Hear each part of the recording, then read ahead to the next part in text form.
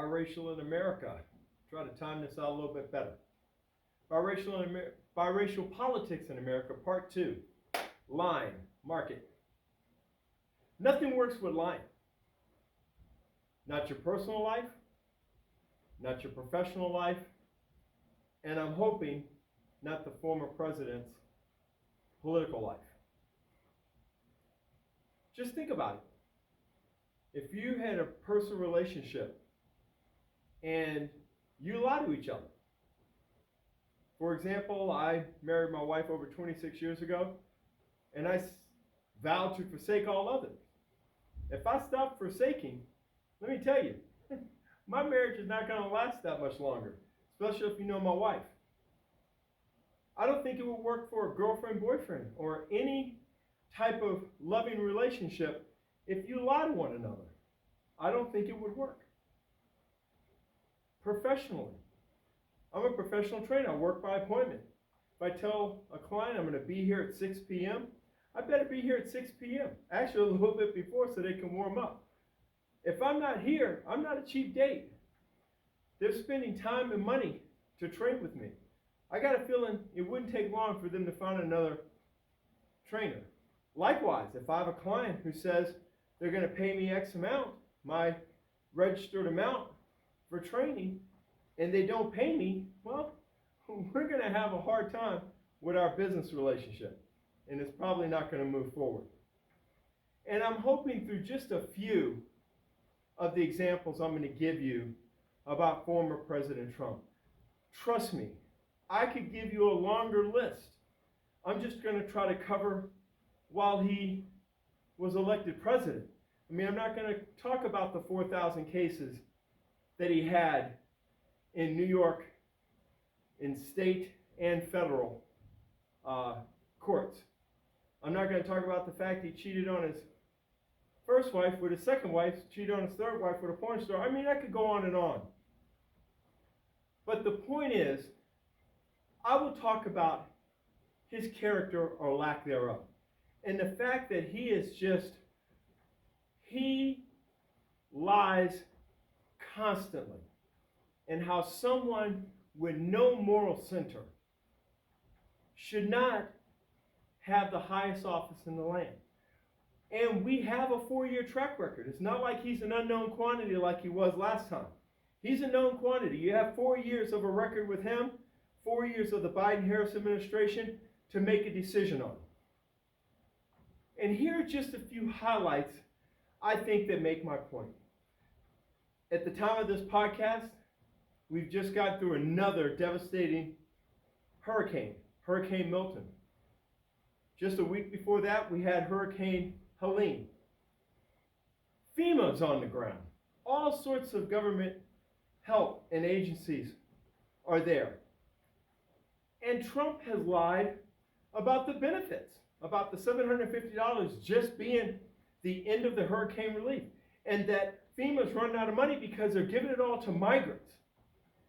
And FEMA representatives are even being shut down in certain areas because of death threats.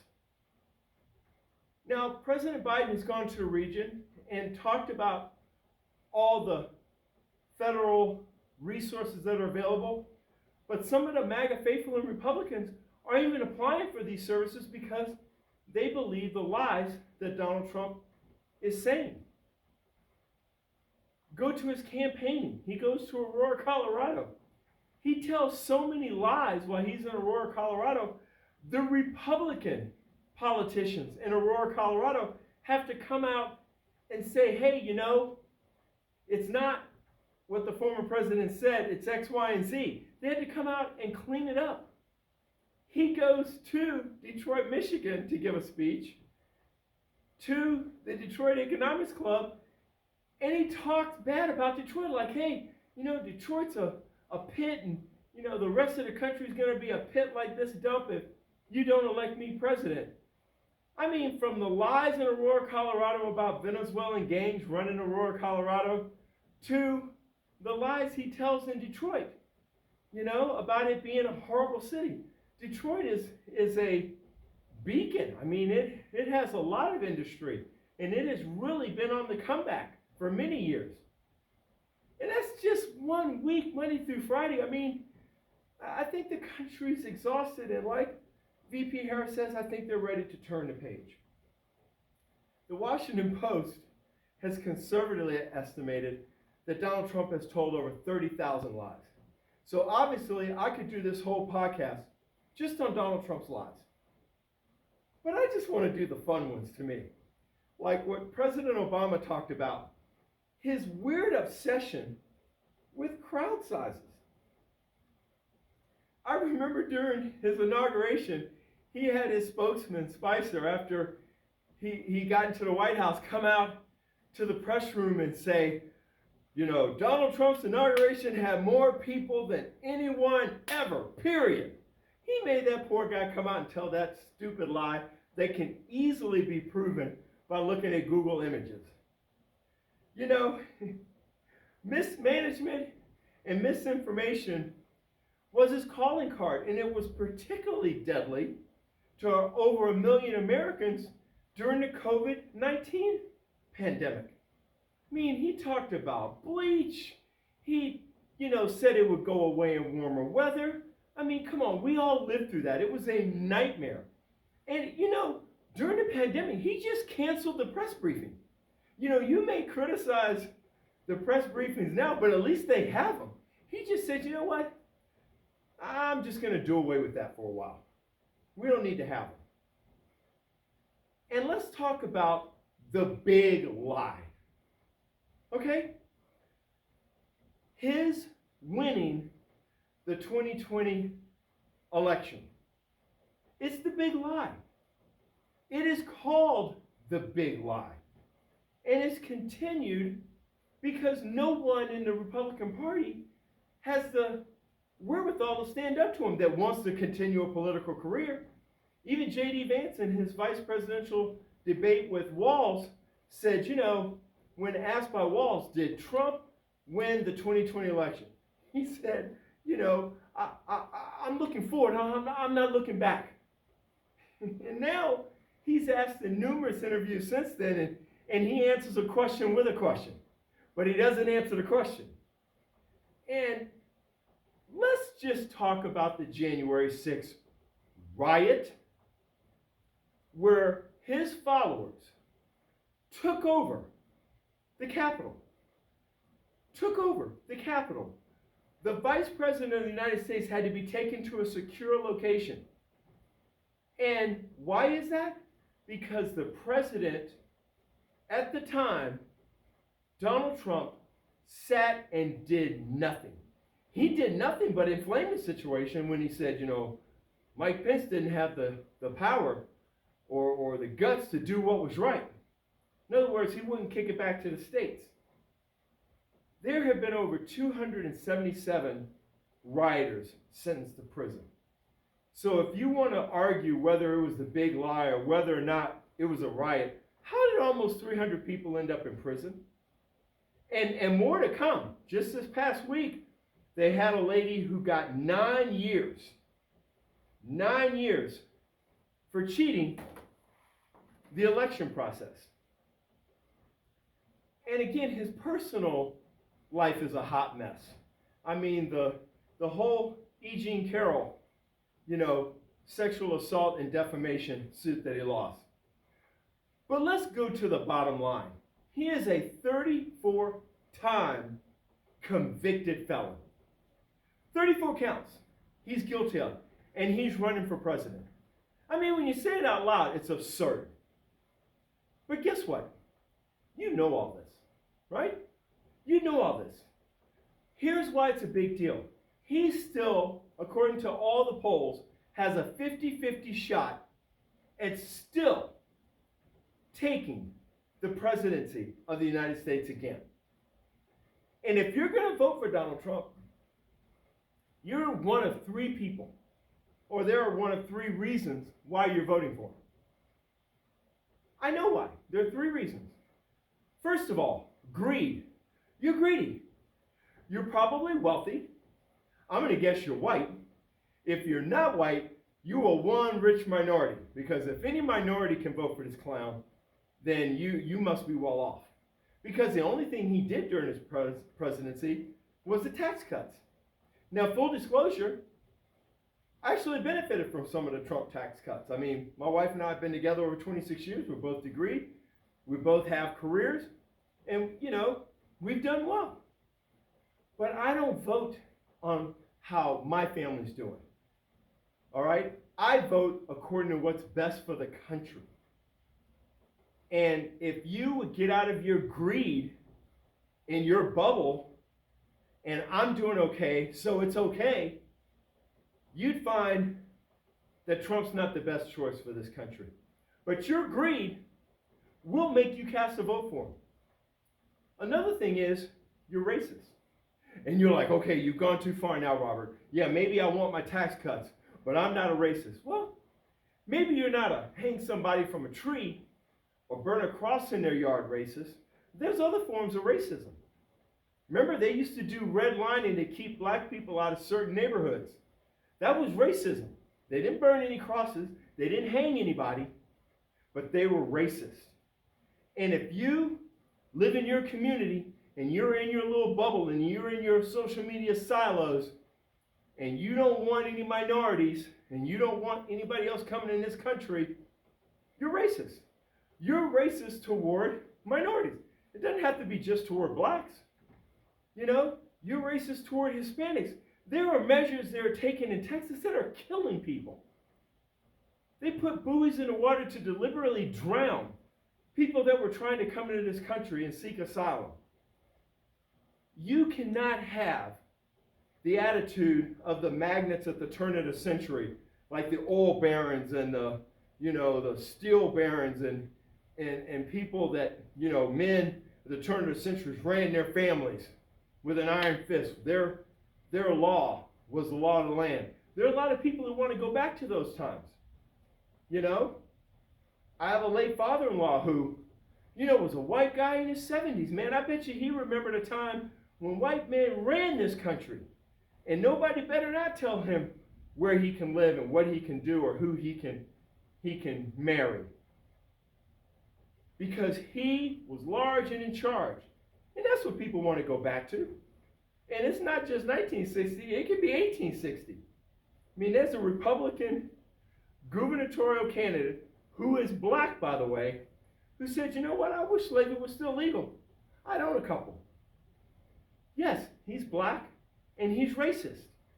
So if you're voting for the Republican ticket or for Donald Trump, who's the head of the Republican ticket, you're racist. And you're not racist because of my opinion. You're racist because it's a fact. Because you can have your own opinion. You can't have your own facts. The last reason you're going to vote for Donald Trump or the Republican Party is you're apathetic. We already touched on it. You have a lack of interest in others and their issues. If you're a Haitian migrant and you're being attacked, well, that sucks if you're a Haitian migrant. I'm not a Haitian migrant. If your house gets destroyed in a hurricane or a natural disaster, that's a shame. My house is doing fine. I still have power. Let me tell you, folks, I live on a cul-de-sac. And there's a house to the right and to the left in this cul-de-sac. Each of our homes has been hit by lightning. One house almost burned down. And I had the misfortune of being in that house while it was on fire looking for the family dog. But that house almost burned down. We had lightning strike in our backyard and hit a tree, and we had to have that tree cut down. And it was a massive tree, and I did not know how expensive it was to cut down a tree. The neighbor on the other side was struck by lightning. They had massive repairs to their home. My point is, a natural disaster has hit all of the homes in my little cul-de-sac. Now I tell you, you think you're large and in charge? You wait till you're like some of these people that I saw online. One lady had a video, and the creek was way down a hill, and it had an embankment that led to a road, and then another embankment that led to her front yard and to her house. But she was sitting on elevated property, and she goes, well, the water's never even come to the road. 48 hours later, the water is outside her window, and they had to evacuate, thinking that her house was going to end up in that river. Folks, you may think you're large and in charge till there's several feet of water in your home and your car is floating down the street. I know what you're thinking. Hey, Rob, what do you expect from me? Natural disasters happen. That's not on me. You're right. But the response is on all of us. Which brings me to the solution. I think the solution is empathy. Empathy is the ability to understand and share the feelings of another. There was an example of this on social media. A man saw the disasters, put supplies in his truck, actually had a Starlink system at his disposal.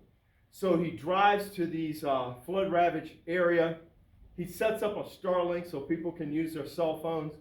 He gives away all the provisions that he had packed in his truck, and he gave away cash that he had, disposable cash. Once this was done, he went and got more cash and went and got more provisions. This is just one dude in a truck. Okay, my wife would be first to tell you, if I were ever to go to a ravaged area from a natural disaster, within 24 hours, I would need help. I'm not that dude, okay?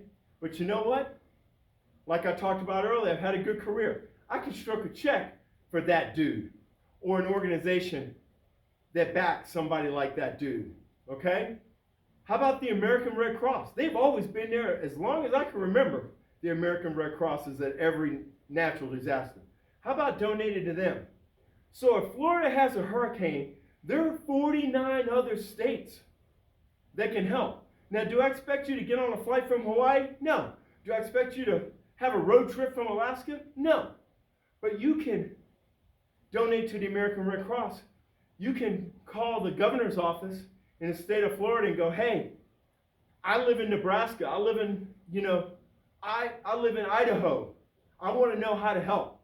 What organizations can I send money to? Or how can I help? Can I ship supplies to a certain area? How can I help? Because if one state is affected, 49 others aren't. And you know what politicians have figured out? You ever see these politicians' ads? Just send $5 or $10, right? Even my favorite candidate does that. I can't tell you, Barack Obama has sent me a text, and Kamala has sent me several texts saying, hey, just send $5 or $10. Because you know what they know? $5 or $10 adds up. It becomes tens, hundreds, thousands of dollars, tens of thousands of dollars, hundreds of thousands of dollars, okay, in a hurry. So sending $5 or $10 to a natural disaster, come on, folks, that's a Starbucks run. And for me, it's more like the $10 because I always get something with my coffee, okay? We can afford $5 or $10. Send that to a natural disaster area. In other words, somebody's problem is everybody's problem. And boy, let me tell you, imagine how Ron DeSantis and the governor's office is going to feel, go, holy crap, we can't field all the calls. We can't handle all the money that's coming into our state to help our people. We can't handle all the people, the dudes in trucks, and the religious organizations that are sending supplies, and FEMA, and all the federal assistance that's coming in. We're having a hard time just organizing all the resources that are coming to our state. How would that be for a problem? Wouldn't that be a great problem to have? And imagine if it's your state. I live in Georgia. Let me tell you, we have all sorts of issues here. We can have tornadoes. We can be affected by hurricanes. I mean, our weather changes on a dime. So natural disaster hitting me, I wouldn't put that out of the realm of possibility. But we've tried to prepare. We have a backup pantry. We had a generator that runs our whole house installed. But we have those resources. What about those people who don't? You know, these people that are packing in their cars and spending hours on the interstate to go to a hotel, put their family up in a hotel. They still have a mortgage. They still have car payments. You know, what if people don't have that kind of margin? And they have to ride out the storm and risk their lives because they don't have the money to just up and go to another state and live in a hotel for a month. Come on, folks. Think about it. Empathy is the way to go. It transcends race. They're just people that are hurting. And that fits in my faith. I hope it fits in yours. Because it's the right thing to do. And that's one thing you don't find with Trump and the Republican Party. And again, I can have my own opinion, but here are some facts. You know, the Speaker of the House had an opportunity to bring Congress back in session to get more funding for the victims of these horrific floods in all these states. And he hasn't done it. He goes, you know what? We'll wait till after the election. That's bull hockey. Come on. They need the assistance now. People have lost everything. Their homes are gone. Okay, there's a place called Chimney Rock. I've seen videos like before and after satellite. It's gone. Like, there used to be buildings and they're not buildings anymore. There used to be roads and they're not roads anymore. This is huge. This should transcend politics. It should transcend race. And it will when we all express empathy toward others and help others. That's the key. So, Biracial Politics in America, Part 3 is coming out, and it's going to tell us what to do now that we're all involved. Because I'm hoping you don't just listen to these podcasts. I hope it gets you to think, hey, you know what? I've been blessed. How can I help others? How can I do what's right? And if that's the thought process going through your head, you're going to love Part 3. It's coming next week.